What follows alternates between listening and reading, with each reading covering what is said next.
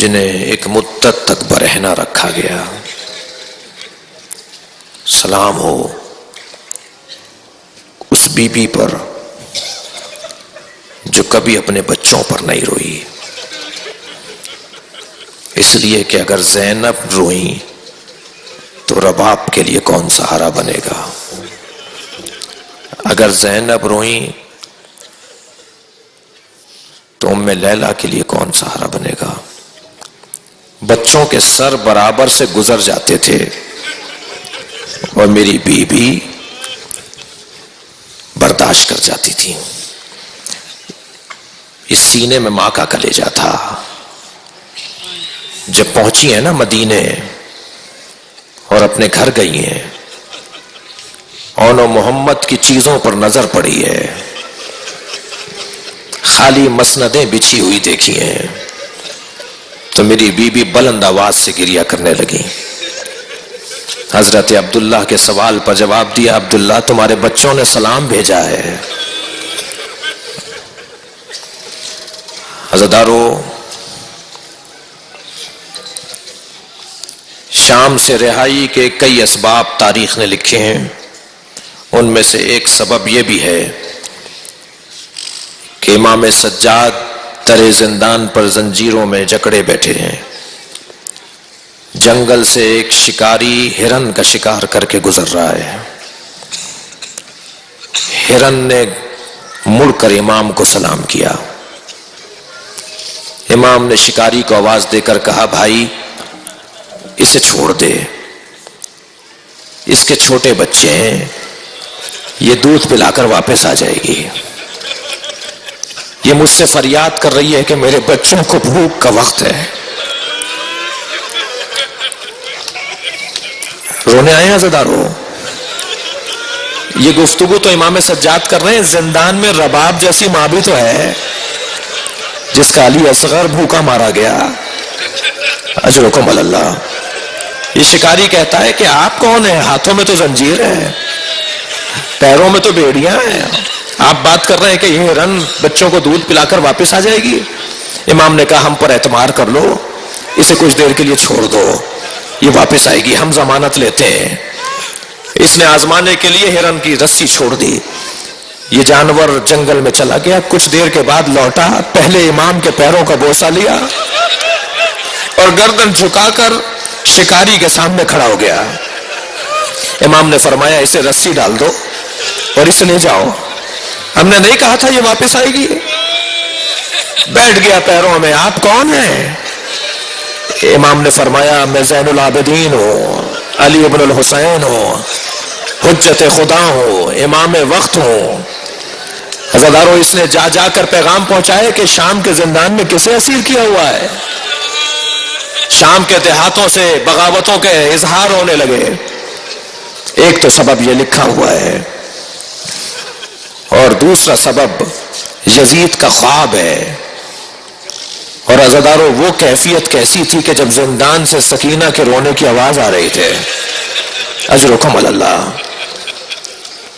کبھی زندان کے اس کونے میں بیوی جاتی ہے، بھیا زین العابدین ابھی میرے بابا یہاں تھے، کبھی زندان کے اس کونے میں جا کے کہتی ہے، پھوپھی اماں زینب ابھی بابا آئے تھے، مجھ سے کہہ رہے تھے سکینہ تمہیں لینے آیا ہوں۔ اے پھوپھی زینب، مجھے بابا لینے آئے تھے، کہاں چلے گئے؟ بچے کے رونے کی آواز، جناب سکینہ کے رونے کی آواز بلند ہو رہی ہے۔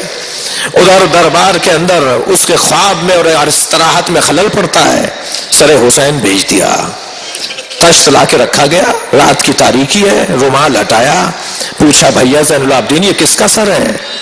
امام نے فرمایا، سکینہ یہ ہمارے بابا حسین کا سر ہے۔ غور سے دیکھ کر ہاتھوں پر اٹھا لیا، پیشانی کا بوسہ لیا۔ اب بچی بابا سے باتیں کر رہی ہے، بابا یہ آپ کے چہرے پہ کس کا خون ہے؟ بابا یہ آپ کی پیشانی پہ تیر کس نے مارا ہے؟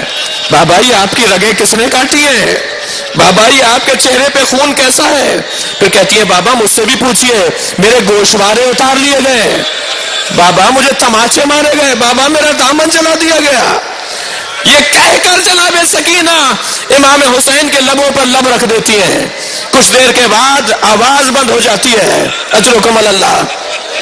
امام سجاد قریب گئے، نبض پر ہاتھ رکھا، آواز دی، پھوپھی اماں زینب، انا للہ व इन्ना इलैहि राजिऊन, अजरुकुम अल्लाह। 2 मंजिलें और लेंगे अज़ादारों।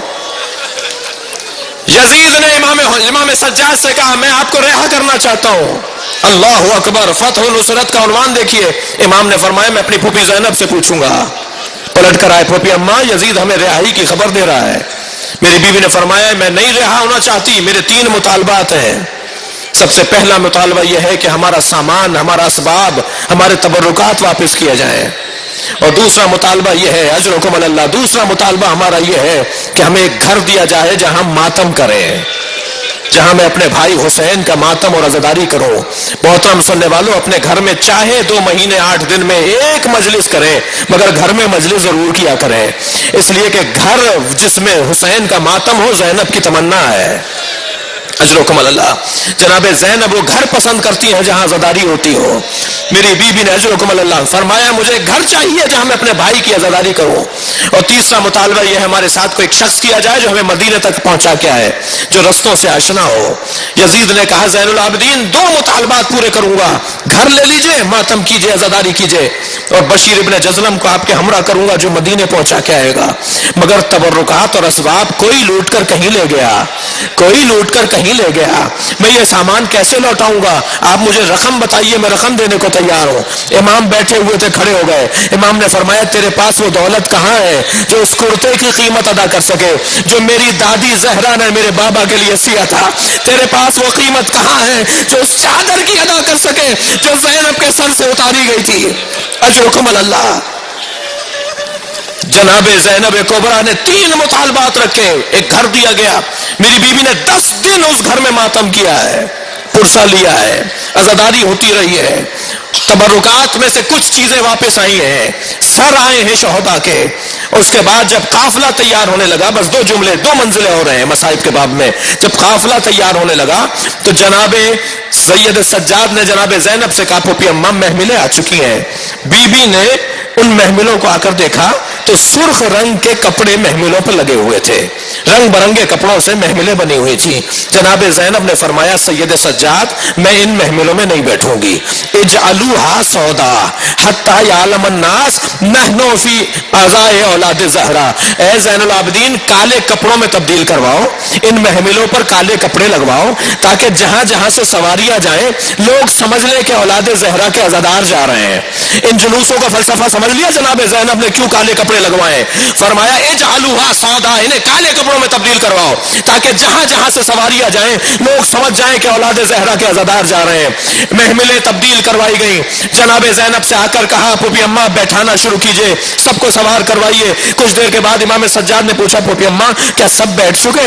मेरी बीवी ने फरमाया भाभी रबाब दिखाई नहीं दे रही। अज़ादारों 2 मंजिलें और ले लीजिए, भाभी रबाब दिखाई नहीं दे रही। जनाबे सैयद सज्जाद ने फरमाया मुझे मालूम है मेरी माँ रबाब कहाँ है। ये कहकर जनाबे सैयद सज्जाद आगे बढ़े, बीबी ज़ैनब पीछे चल रही है। खराबा शाम में कदम रखा, जिंदाने शाम में कदम रखा, रोने आए हैं। मजलिस खवातीन भी सुन रही है, माएँ भी आवाज सुन रही है। एक मर्तबा क्या देखा, जैसे कोई माँ अपने बच्चे को गले से लिपटाए हो, ऐसे जनाबे रबाब ने कब्र सकीना को गले से लगाया हुआ है। आवाज दी भाभी रबाब उठिए, काफिला तैयार है। आवाज दी ए ज़ैनब मेरा मदीने में कौन रह गया, मेरी बच्ची अकेली है। अज़ादारों जुमला महसूस करेंगे कितना मुश्किल था ज़ैनब कुबरा के लिए जलते हुए खैमे से इमाम सज्जाद को लाना। आग की लपेटें बीबी को रोक देती थी।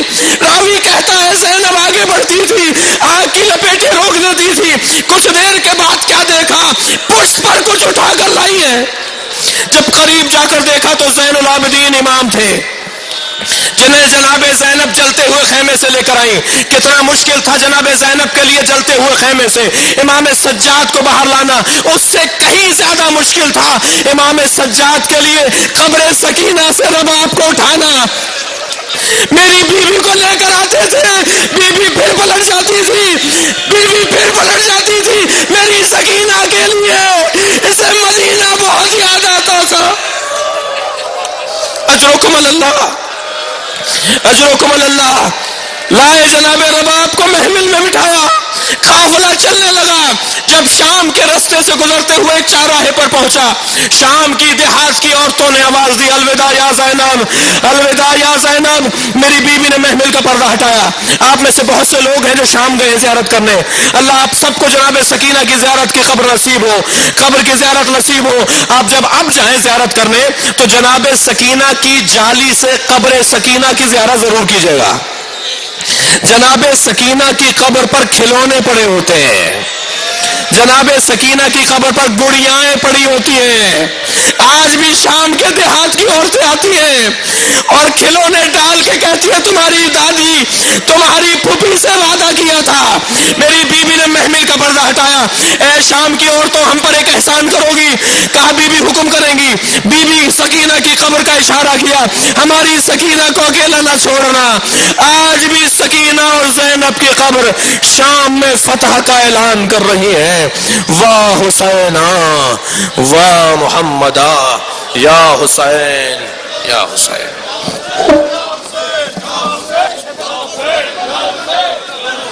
کربلا سے آتی ہے صدا، شام کا جنین سامرا، نجف مدینہ دشت بینوا،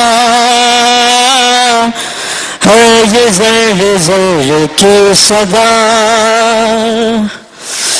رونے والوں رونے والوں آل یاسین پہ رونے والوں، رونے والوں رونے والوں آل یاسین پہ رونے والوں، رونے والوں